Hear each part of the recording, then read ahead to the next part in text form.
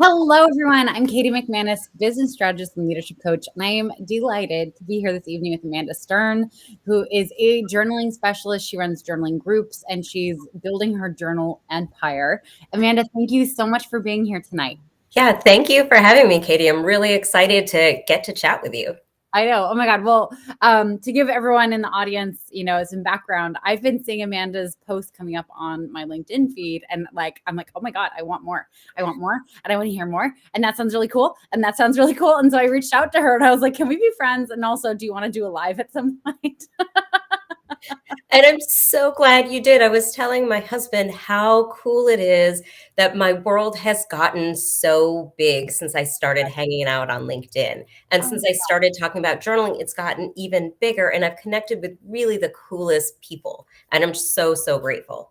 Oh my God. I had a very similar experience with LinkedIn. I started seriously in May of 2020. And it's like, it's a whole social world. It's filled this gap that my extroverted self wasn't getting during the pandemic. And now I don't want to leave it behind. Yeah, no, I was a little later to the party. I had gone to a conference. Oh, God, it was a library marketing conference I had gone to in 2019. And I sat through a workshop about social media and libraries and social media. And my one takeaway was that LinkedIn was a place of opportunity. And I didn't really know what that meant, but it stuck with me. And so one of my goals for 2021 was to really figure out how to leverage LinkedIn. And again, I came to the platform not really knowing what to expect, not really getting it. I actually took a workshop from the New York Public Library, which demystified LinkedIn for me. And the magic trick of you have to connect with people that you don't know. You can't treat it as Facebook if you want it to be any fun, because no one in my world uses LinkedIn the way I use LinkedIn. Right, So right. And not that we're not calling the people we know fun, not fun, but they're probably not having fun on LinkedIn, right? Yeah, well, but my platform, or like every time I showed up, there was nothing in my feed. And I was like, why is this fun? How is this going to be a place of opportunity? And it was when I started really showing up, connecting with different people, jumping in and just having conversations and getting over that fear of, oh, someone's going to be upset that I hopped into their comments. It was huge. Right. It's amazing how we convince ourselves that we're intruding on other people's space. Yeah. When really, I love it when people are in my comments. And it was the whole experience was so new for me that I didn't really know the etiquette. I thought maybe there was some etiquette. Really, the etiquette is just be a nice human and support other people and have a good time. But I really didn't know what to expect. And I remember the feeling of trepidation when I jumped into somebody's comments. I had just finished this really rigorous goal setting process, and someone had a post about goals and what kind of goals do you set or how do you do it? And I jumped in and I was like, here's how I did, and here are the goals that I set. And I was waiting for her to be like, get away, get out of my comments. And she was like, I'm so glad you're part of the conversation. And now we chat, fairly often, which is really cool. That's so cool. That's so cool. So, we talked initially about your journaling journey and the work that you're doing now. I think this is super cool, like how you got into this. Do you mind sharing that again? Yeah. So I have like four big journaling moments that I love to share. I talk about how I discovered journaling when I was an angsty teenager. I was having a really hard day. None of my friends could come to the phone. So I picked up a notebook and a mechanical pencil and I just started writing. And I can't tell you what I wrote, but I remember that I wrote for a really, really long time. And that when I was done, I felt better. And that was the first time I really connected writing with feeling. And I liked the way it felt. So I picked up my pencil the next night and the next night. And before I knew it, I had this really robust journaling practice that took me through high school and college, took me to about the time I got married and had young kids, and then it kind of fizzled out for a while. But it was always there for me to call on it when I needed it. Right. So I pulled it out. Moment number two was when I turned to gratitude journaling the day my then husband told me he didn't want to be married to me anymore. And I was like, holy cow, I have a choice to make. I can either spiral into negativity or I can reach out and grab hold of every good thing that came my way. Yeah. So I forced myself to open my journal to write what I was grateful for. And Katie, I will tell you, it was really hard. I didn't feel grateful for much, but I came up with 8 things. And I Yeah. thought, if I can be grateful for 8 things on the hardest day of my life, it's a pretty good life that I'm living. I mean, that's incredible. You didn't tell me that before. That's amazing. Yeah. Yeah. I mean, So yeah. yeah, and it's funny because um, the way I had always remembered the story was that I wrote 3 things, and I had 3 kids. So I'm like, oh, I probably just wrote I'm grateful for each of them. But Mhm. I went back a few months ago, pulled out that journal and looked, and was really surprised because I didn't remember being able to write so much. Yeah. Yeah. And like, what a buoy to like kind of lift yourself up and just kind of stay above the waves of everything you must have been going through in that moment. Yeah. Well, gratitude journaling is the best way I know to lift myself up, Yeah. regardless. If my life is great, it's a great way to make it greater. If my life is not doing so hot, it's a good way to really just level it up a level or 2 or 3 or 6, to Yeah. get myself in a good, much better place. Yeah. Yeah. Yeah. So I'm curious, when someone's trying to start a journaling practice, what's the first step that you have them do? Yeah. I always tell people start with your purpose. Figure out why you want to journal because journaling is something we've all heard of. We know is good for us. We know we should do it. We may want to do it. But starting can be really hard, like opening a blank page Mhm. and staring at nothing can be really intimidating, right? Right. So knowing what kind of journaling we want to do and what our purpose is, right? So do we want to use journaling to better understand what we think and how we feel? Mhm. Cool. Then you'll kind of choose techniques that'll get you there.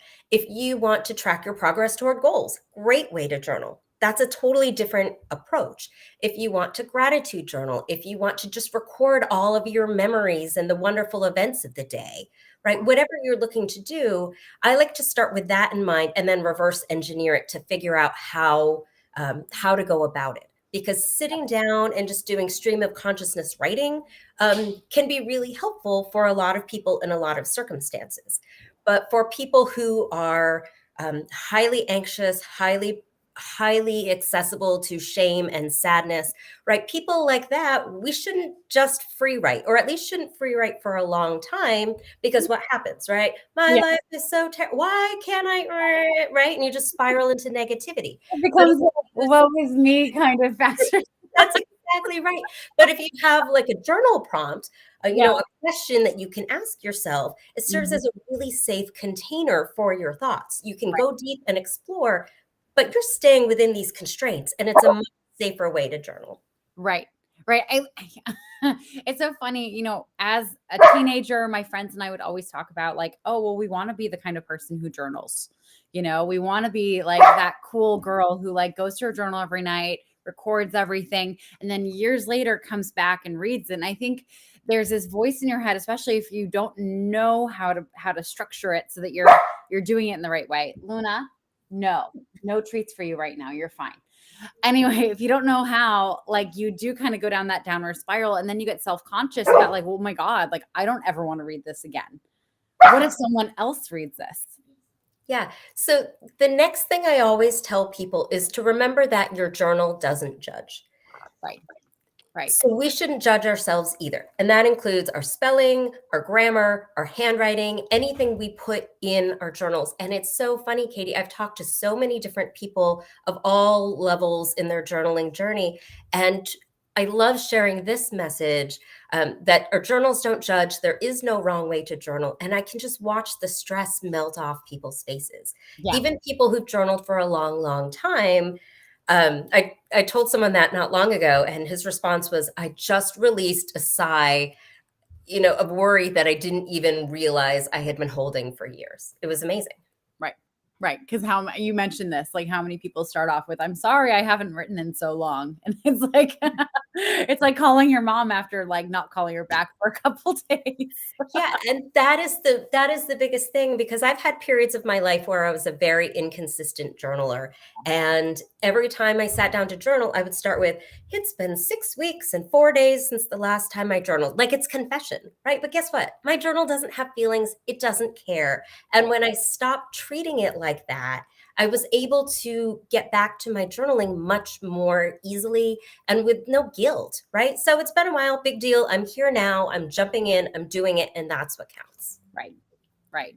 Yeah. It reminds me so much about, like New Year's resolutions. Someone says, okay, I'm going to go to the gym every single day, and they're good for about a week, and then they miss a day. And then they're like, oh no, I'm a failure. And then they miss another day and they're like, I can't even go back to the gym because it just reminds me of failure. And it just becomes this downward spiral. And I can imagine that happens a lot in journaling as well. Yeah, I think so too. And especially people who start journaling at the beginning of the year and they have all these plans. So I like to tell people start really small. Yeah. Even a sentence counts. A sentence counts a lot. I've been journaling since I was a teenager. I still have days when I just write one sentence. I sit down and that's what I've got. I have some days where I sit down and I write pages and pages and my ideas are flowing and my pen is dancing on the page and my handwriting is beautiful. And I look back and it's like, I don't know, there's like music in the air because it's so beautiful. And then there are days that I call sticky days where no matter how much I try, I can't pull two coherent sentences together. And it's hard and it's painful. But the most important thing for me is showing up. That when I show up every day with my journal, whether it's for one sentence or 2 minutes or 45 minutes, whatever that is, I sit with it and I show up so that on those days when I do need to journal, I'm there and the habit is there and it can serve me and help.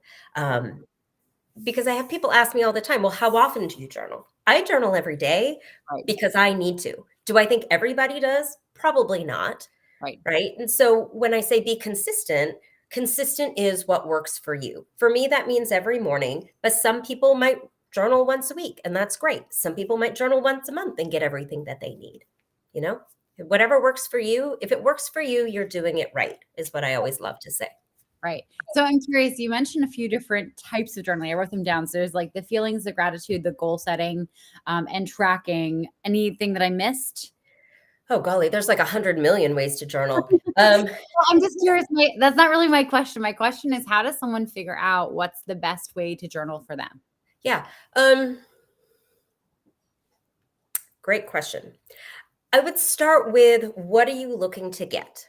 Mm-hmm. Right. So for a lot of people who are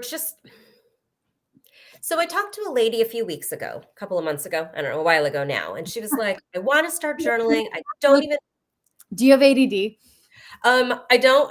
Well, I don't know. I've never been diagnosed with it, though. I was watching your live yesterday and I was like, huh, that would be really helpful. I don't know that I have ADD, but that helps me. Like there's now, there's later, and there's the other day, and the other day could be anywhere between like yesterday and 10 years ago. So I'm sorry, it was the other day. Yeah, no worries.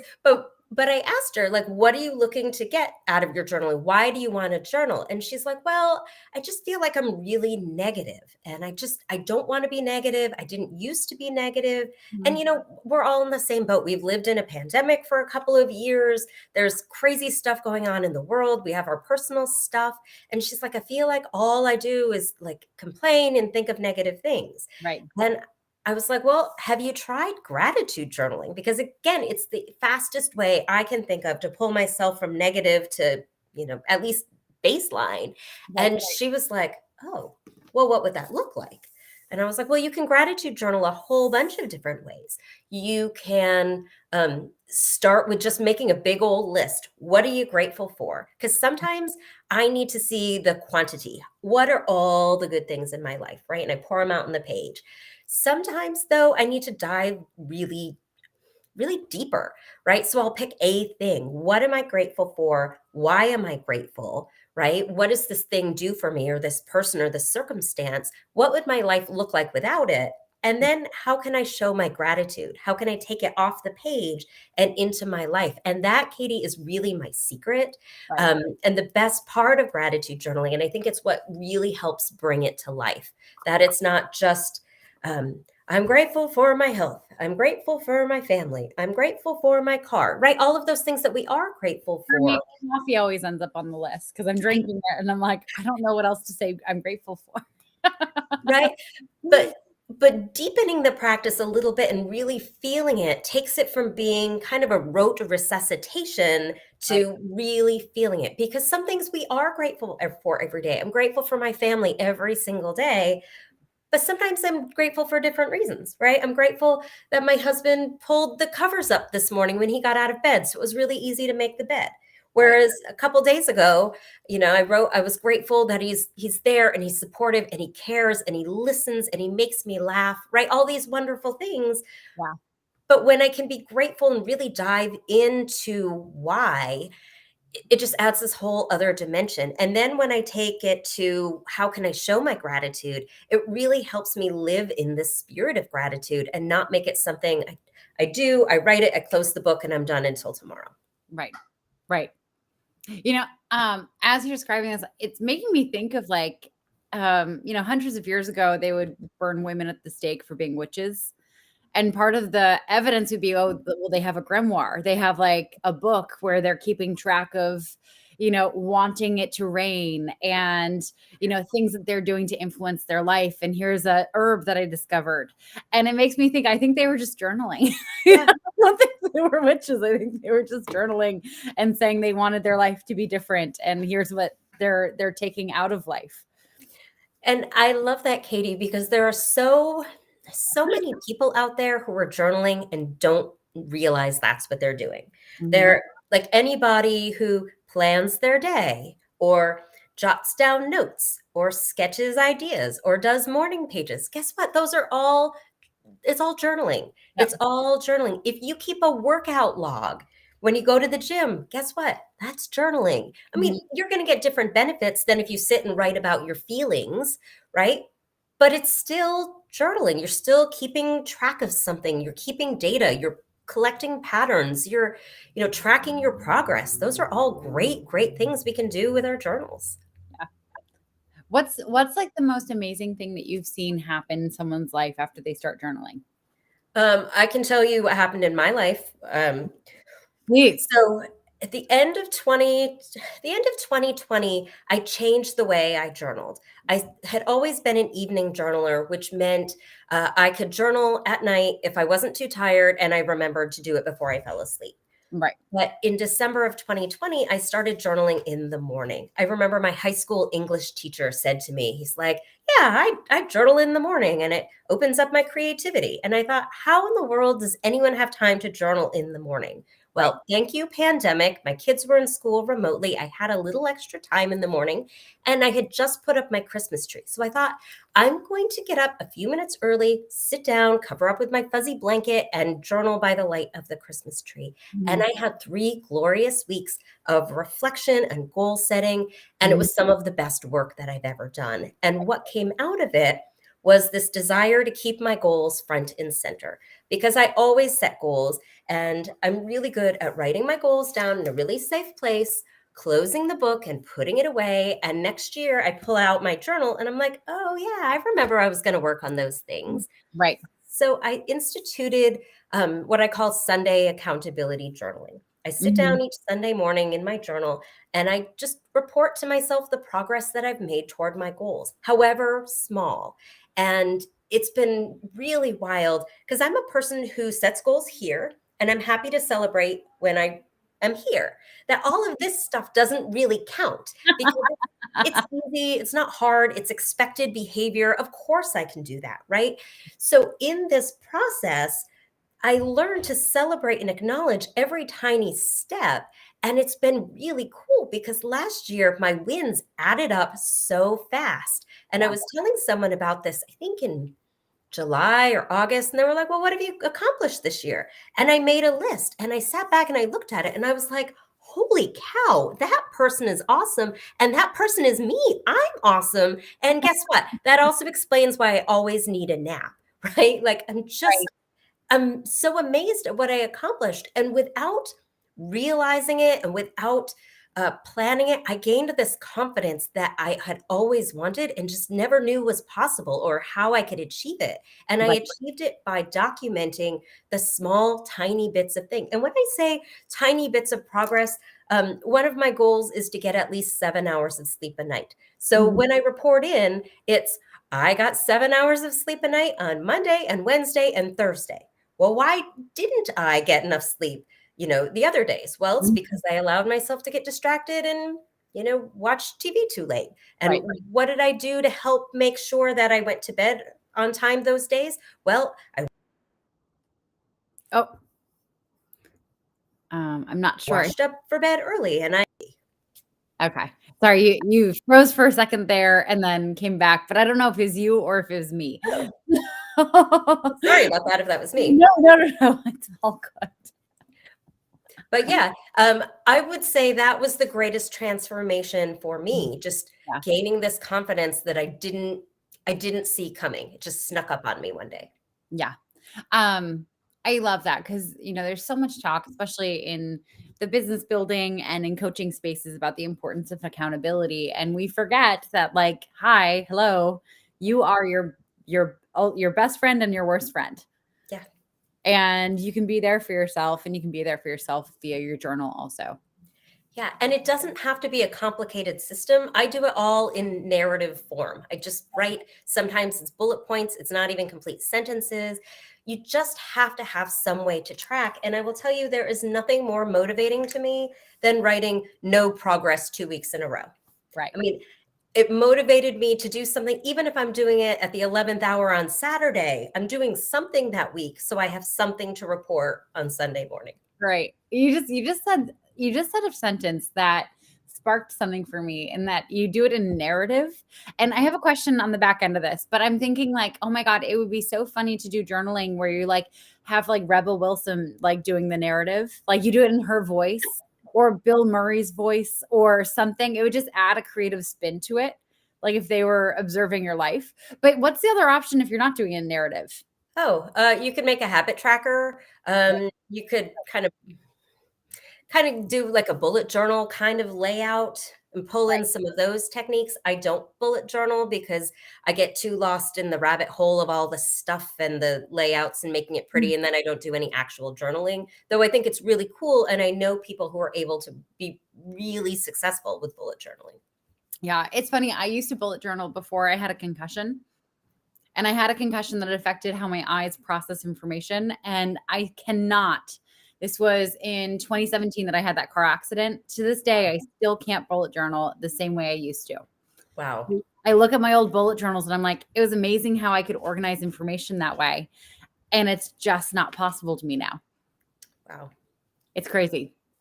Well, and I think it's important to remember when we're journaling that our journaling doesn't have to look a certain way. Right. Sometimes we have these expectations, especially if you've ever gone to Pinterest or TikTok and Right. journal, searched up journaling because Mhm. people do these beautiful art journals and these beautiful bullet journals. And I'll tell you, my journal isn't really pretty. It looks like this. It's Yeah. boring. Every page looks like some version of this, but it Love gets the job done, Right. and remembering that how I journal is going to look different than how you journal. And that's okay because A, we'll never know because we don't usually compare journals anyways. But just get rid of the idea of what journaling should look like because if it's working for you, then you're doing it right. Right. Right.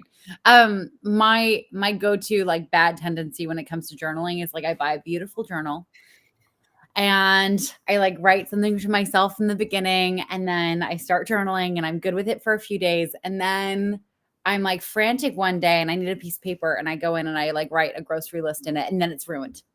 Oh, It's ruined. I've like ruined the sanctity of the journal by adding a grocery list and then it just becomes the grocery list book that happens to have some personal shit in the front. well, so I will say to that, lists are great things to put in a journal. Like I love to, I don't know, I'm feeling kind of stuck. Let me brainstorm 10 places I'd like to go. Let me Mhm. make a list of all the pink things I can think of. I'm going to make a list of my favorite people or people I should call or. I think sometimes we get these ideas that our journals are very sacred things, and they are. But guess what? In the end, it's paper. It's paper that we're putting ink on. Like, we put a whole lot of pressure. I'll tell you, I hear all the time people say things like, I'll be able to journal when I find the perfect journal. Um, I'm looking for something that meets my exact specifications. And then when they finally find something, it's, oh, this journal is too beautiful to use. I'm waiting until I have like the perfect thing to write. I'll tell you this one. This journal I got as a wedding present when I got married, my first wedding in 2001. Mhm. Um, I carried it from house to house to house for 10, 20 years. It was a long time ago. I finally pulled it out in January and started using it as a health tracker. I wrote down how much sleep I got, what I ate, when I went to bed, how much Mhm. I moved, how much water I drank, right? I did it for like 5 days. And then I was like, I'm kind of done. It's a beautiful Italian leather, beautiful book. You know, whatever. It's a book. In the end, it's paper. Right. So do you have different journals for different things that you're tracking? Um, Not if I can help it. I pull out any specific things like my health stuff I pulled out. I keep a workout log that's separate. Everything else goes in here because I don't have the mental fortitude to be able to facilitate different books. Like I've Right. talked to lots of people who say they have all kinds of different books that they use, and they use this book for this and that book for this, and I think that's awesome. I think for me, I would just get overwhelmed because I couldn't remember which book was which, or the one I wanted wasn't within arm's reach, or I travel and I don't want to bring 6 books with me. So this is the one I use. This is my second one this year. I go through about one a quarter. Um, it's nothing fancy. I bought it for $7.92 at Walmart. I keep going back to it because it has everything I need. You know, I Right. look for a book with a hardcover. It lays flat, the pages are smooth, and the lines are really thinly ruled. I Like, I apologize. We have yeah, a cat. dogs are dogs. We have a cat. I don't know if you can see. There's a cat that's on the sidewalk over there. Luna is kind of obsessed. So Luna's gonna come over here with me. No, Luna, come here. Oh my God, she's just a psychopath. I Okay, love it. sorry about that. No, I love that. I am kind of obsessed with look term Mm, journals. They're getting so expensive now, though, but they're just beautiful. They have that hard color. They also I love how they lay flat. yeah. You know, I hate it when there's like that dip around the Yep. page. Yeah, those are beautiful. Moleskins are beautiful. And at some point, maybe I will grow up enough to, you know, trust that I will do as good journaling there as I do in my $8 Walmart journal. But for now, this fits the bill. And it's funny. I have people talk to me all the time, like, "Oh, you should buy this journal, or you should get that journal." And I was like, "Well, does that journal cost $8? Yeah, then I don't want it." Like, I'm super the worst, Katie. I'll go to like I went to Barnes and Noble a while ago with a gift card burning a hole in my pocket, and I was like, "I just want to buy a new journal." And I think I picked up every single one. I flipped through it. I put every single one back, and I walked out empty-handed because of things like the lines are too wide.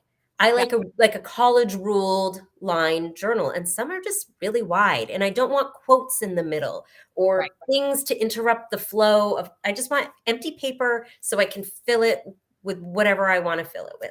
right, right. I'm a dot person. I love having the dots. I used to be a grid person. I don't know why. I think I wanted to be an architect for a while, so I just liked being able to draw, houses in between. I love it. So you're starting a business based on guiding people through learning to journal and creating a journal practice. Can you tell me a little bit about that?